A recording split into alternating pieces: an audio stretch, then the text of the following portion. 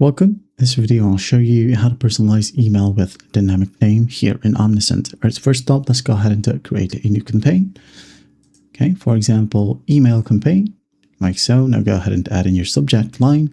It could be a personalized email. Just for example, sender's name would be me. And then let's just go ahead and add in the campaign name. Let's copy it like so, and then choose email template. Okay. Now in here, let's just go ahead and maybe use it, for example, this one. Okay. Hi there, friend. Let's go ahead and use this template. Now what we'll do is just go ahead and link this one, okay, to a name.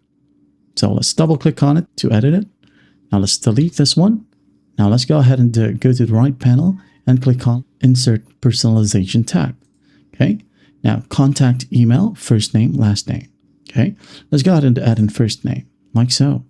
Now it says here, enter a default text to use when the contact's first name isn't available. So this is basically the fallback option, okay, or the fallback text. Now let's go ahead and add in maybe just friend, okay, insert, like so.